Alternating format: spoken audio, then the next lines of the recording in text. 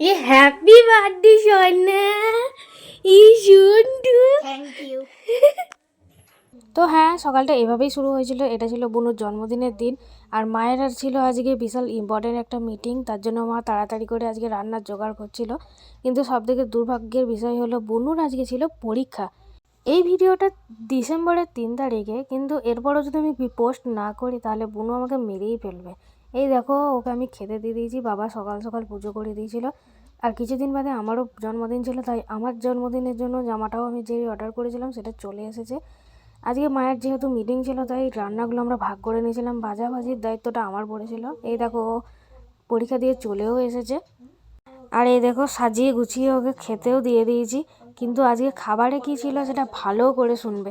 তো আজকে বুনুর জন্মদিন উপলক্ষে আছে মেনু। আজকে ভাত, শাক ভাজা, বেগুন ভাজা, উচ্ছে ভাজা, সিম ভাজা, আলু ভাজা, 5 রকমের ভাজা, আলু পোস্ত, কাঁচা মাছের ঝাল দিয়া, ডাল, চিকেন কষা, চাটনি, দই, বুনু এই দইটা খেতে ভালোবাসে তাই এই দই আনা হয়েছে, পায়েস, এত রকমের মিষ্টি যেগুলো একটাও খাবে না। আর এগুলো কিছু স্ন্যাক্স আছে। আর এটা জলের বোতল না, এটা স্প্রাইট। আর বাবা পানও এনেছে, পানটা দিই না এখানটায়। আর বিকেলবেলায় আমার বেস্ট ফ্রেন্ডও চলে এসেছে, আর ওকে নিয়ে আমরা চলে এসেছি কেক আনতে। আর ওকে দেখেই কেকটা নিয়েছিলাম। তবে আজকে এটা অনেকদিন পরেই সেলিব্রেট করা ছিল, আমার দুজনের একসাথেই করা ছিল, আমার আর বুনুর। আর এখানে আমি নিজেই ডেকোরেশন করছিলাম, কারণ আমার খুবই ভালো লাগছিল, আমি আর ও মিলেই করছিলাম, বুনু কিছু করেনি।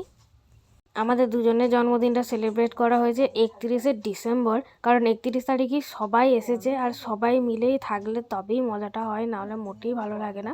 সবাই আসার পরে আমরা 31 তারিখেই করেছি, কারণ পিকনিকের প্ল্যানটা হয়েছিল আমাদের বাড়ি থেকে।